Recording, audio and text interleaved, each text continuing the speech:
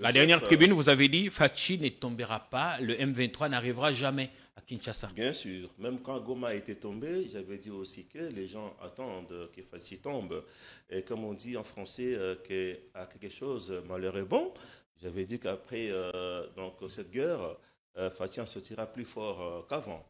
Et puis, quand Bukavu est tombé, quand j'ai vu que beaucoup de gens devenaient taiseux, les gens s'étaisent et s'éterrent, notamment mes collègues de l'Union Sacrée. J'avais fusillé ce comportement parce qu'on lisait sur les figures des gens l'angoisse, la peur, le désarroi.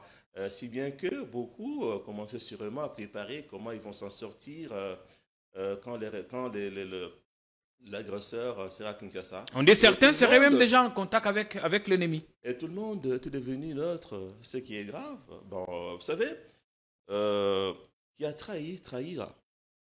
Je sais que quand nous étions au FCC, quand il y a eu turbulence, je connais les collègues au FCC qui avaient commencé à flirter avec l'Union Sacrée à l'insu du FCC. Donc, qui venait à des réunions FCC et puis après qui allait à la présidence pour se montrer déjà preneurs, qui vont partir. Un comportement que moi j'avais désavoué, que je n'aime pas.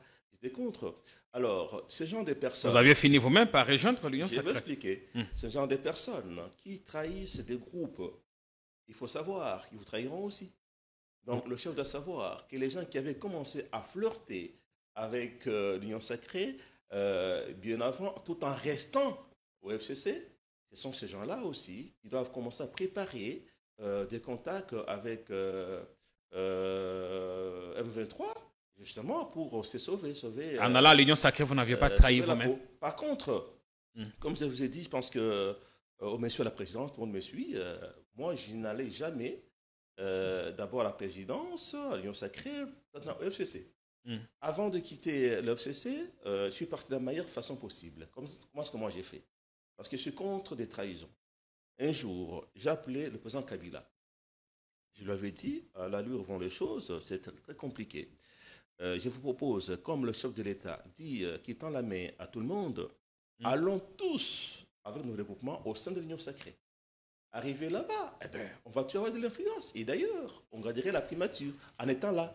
La seule différence est que Fachi sera le président de la République. Et le président Kabila était d'accord. Il m'a demandé d'en parler avec M. Tshibanda. Mais avant de voir Tshibanda, moi j'ai vu d'abord honorable Jeannette Kabila. Il me fait voir ma vision des choses. Et j'avais dit au président Kabila que si vous évertuez aller à l'opposition, votre camp va se vider. Ça s'est vérifié après. Je parle avec Jeannette Kabila, qui m'a dit qu'il restait y réfléchir. Et je suis parti parler avec Raymond Tshibanda, qui lui avait fait l'option de l'opposition. Il avait préféré rester à l'opposition qu'en 2023. Et après, avant de partir, j'ai encore dit au président Kabila que je devais partir. Parce que ma vision par rapport à ça n'est pas acceptée. Et j'ai appelé Raymond Tshibanda pour lui dire au revoir. Dire que ce soir, je pars à l'Union Sacrée, j'annonce ça. Et je suis parti. Eh bien, il a essayé de me convaincre, mais ça n'a pas tenu. Donc, je n'ai pas trahi, j'ai informé de partir. Mais la plupart des gens, comment de contact avec l'ennemi ou bien avec l'adversaire, tout en restant dans l'autre camp, en donnant les informations. Et d'ailleurs, dans mes tribunes, j'ai stigmatisé ce comportement de la part de certaines personnes qui, visiblement, étaient sûres que Fachi allait tomber. Et que même s'il tombait, dans une tribune, j'ai dit, j'ai pris l'exemple de De Gaulle, quand la France était envahie par l'Allemagne nazie. Et De Gaulle a mobilisé les Français à partir de l'Angleterre. D'après moi, même s'il arrivait que le Rwandais vienne ici et qu'il nous chasse, eh ben, le mieux serait de l'en exil, plutôt que de composer avec l'ennemi et en exil. Et se battre pour récupérer notre pays. Ça, c'est mon point de vue. Stephen Bikayi ne pactisera jamais avec le M23. Non, jamais, jamais.